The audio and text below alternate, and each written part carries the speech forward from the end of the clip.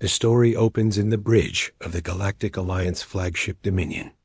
Commander Vex of the reptilian Sauron species stares at the holographic display showing peaceful trade routes across the galaxy.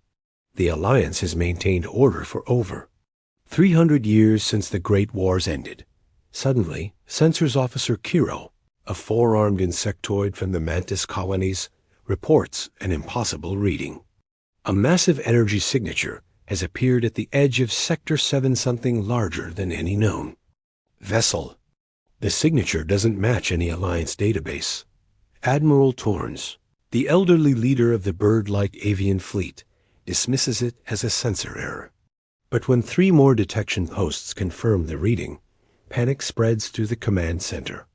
The object measures over 15 kilometers, long twice the size of their largest dreadnought. Intelligence Officer Nala, a blue-skinned humanoid from the water world of Aqua Prime, pulls up historical files.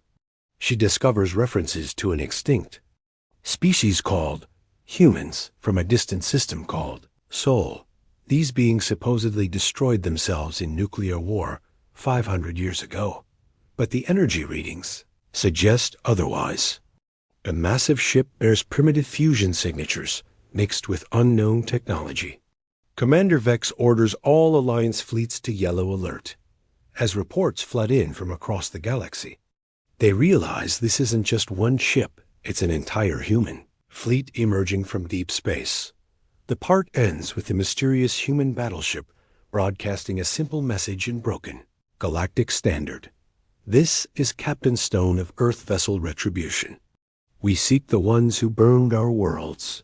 The Alliance Council convenes an emergency meeting on the capital world of New Haven. Representatives from 12 species argue about how to respond to the human threat.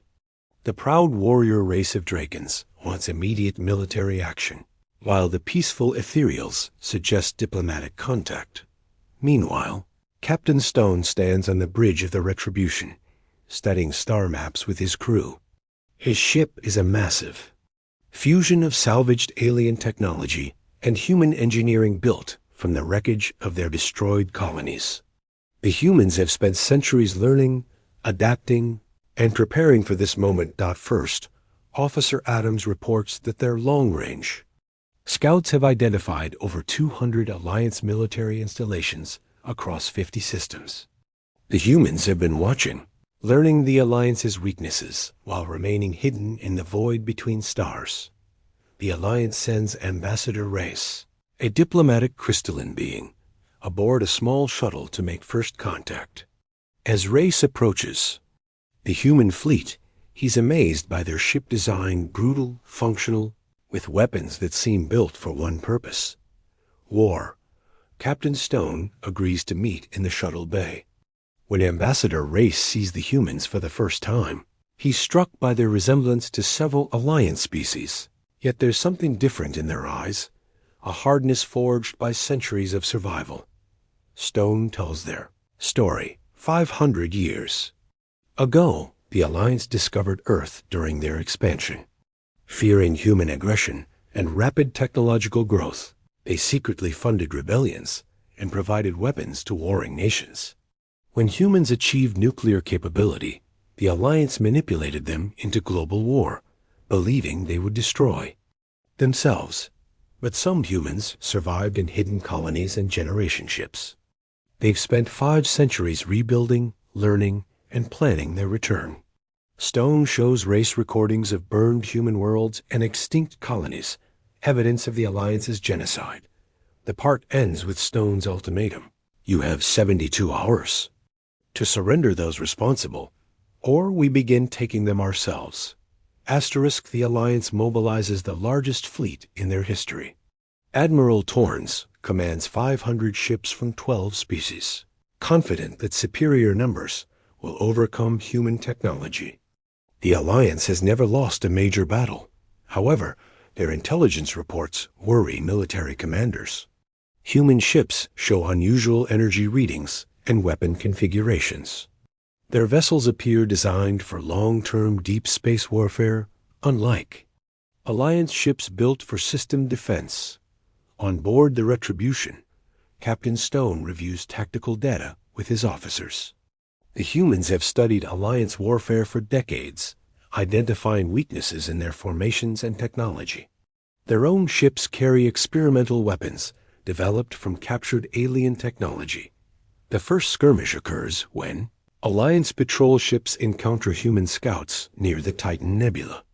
The battle lasts only minutes. Human ships use coordinated plasma barrages and kinetic weapons that cut through Alliance shields like paper. 3 Alliance cruisers are destroyed with no human losses. News of the defeat shocks the Alliance. There, ships designed for police actions against pirates and rebels face an enemy built for total war. Human vessels sacrifice comfort and luxury for armor, weapons, and redundant systems. Commander Vex studies battle recordings, noting human tactical discipline. Their ships move in perfect formation, each vessel covering others' weaknesses. They fight like a single organism. While Alliance forces struggle with communication delays between different species, the Drakens demand immediate assault on the human fleet. But Admiral Torrens hesitates. Intelligence suggests humans have more ships than initially detected, possibly hundreds hidden throughout the outer systems. Captain Stone broadcasts another message to all Alliance worlds. Your leaders condemned our species to extinction. Now we offer the same choice they gave us: surrender or face the consequences. We are not here for conquest. We are here for justice. The part ends with Alliance long-range sensors detecting massive human reinforcements emerging from hyperspace. Jumps the true size of their fleet finally revealed. Asterisk, the full human fleet emerges from hiding. Over 50 battleships, 200 cruisers, and countless smaller vessels. Each ship bears scars from centuries of hard living in deep space, but their weapons gleam with deadly purpose. Admiral Torrens realizes the Alliance faces their first existential threat since the Great Wars. Human ships don't just outnumber Alliance forces, they outclass them. Built for survival in the harsh void, human vessels carry more armor, stronger shields, and devastating weapons. The decisive battle begins in the Kronos system. Alliance forces form traditional defensive formations, but humans attack from multiple vectors simultaneously. They use the system's asteroid belt as cover, launching surprise strikes while Alliance sensors struggle to track them. Captain Stone leads the assault personally, the retribution smashing through Alliance battle lines. Human plasma cannons melt through enemy hulls while their kinetic weapons shatter shields. Alliance ships, designed for peacekeeping, cannot match human firepower. But the battle reveals something unexpected. As Alliance ships fall around them, human crews rescue enemy survivors. Captain Stone orders medical aid for wounded aliens, confusing Alliance commanders who expected no mercy. We are not like you, Stone broadcasts to the retreating Alliance fleet. We do not abandon those who cannot fight. The Alliance suffers their worst military defeat in centuries. Over 100 ships destroyed, thousands dead, while human losses remain minimal. The survivors retreat to core systems, leaving outer colonies defenseless. On New Haven, the Alliance Council faces reality. Their military cannot stop the humans through conventional warfare. Some species begin secret peace negotiations, while others prepare for guerrilla resistance. Captain Stone addresses his fleet after the victory. The humans have proven their strength, but their true goal remains unchanged: justice for their destroyed worlds and extinct colonies. The part ends with human fleets moving toward Alliance core systems. Their message clear: the war will continue until those responsible face judgment. 3 months after the Kronos defeat, human forces occupy 12 Alliance systems. But instead of the brutal conquest everyone expected, humans begin rebuilding damaged infrastructure and protecting civilian populations from pirates and raiders. Captain Stone establishes temporary governments on occupied worlds, working with local leaders to maintain order. The humans prove to be efficient administrators. their centuries of survival teaching them resource management and crisis leadership. Alliance citizens, initially terrified of human occupation, begin to see their occupiers differently. Human soldiers share medical supplies, repair damaged stations, and defend trade routes. They act more like protectors than conquerors. On New Haven, the Alliance Council splits between hardliners wanting continued war and moderates seeking peace. Ambassador Reyes leads the peace faction, arguing that humans seek justice, not genocide. Captain Stone agrees to peace negotiations, but his terms remain firm. Those responsible for the human genocide must face trial, and humans must receive full Alliance membership with equal voting rights. The trial begins on neutral ground, a space station at the galaxy's edge. Evidence of the Alliance's manipulation of human conflicts is overwhelming. Former Alliance leaders, now elderly, testify about their decisions 5 centuries ago. During testimony, the truth emerges. The Alliance's founders feared humanity's rapid advancement and capacity for both creation and destruction. They believed preventing human expansion would preserve galactic peace.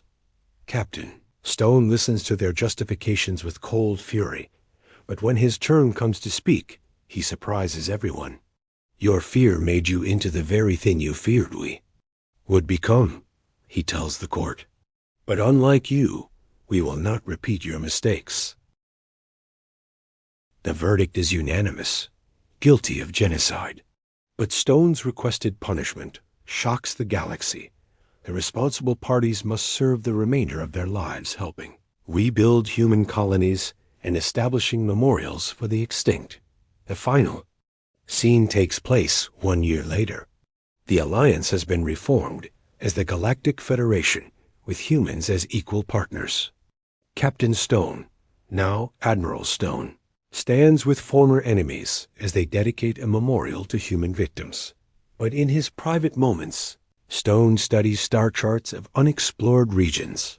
Humanity has regained its place in the galaxy, but their true journey to the stars beyond has only just begun. The story ends with human and alien children playing together on New Haven streets, while in orbit, mixed crews serve aboard Federation ships. The galaxy has learned that true strength comes not from dominance, but from justice tempered with mercy. Stone's final log entry. We came seeking vengeance, but found something greater, the chance to build a future where no species faces extinction for being different. The stars await us all.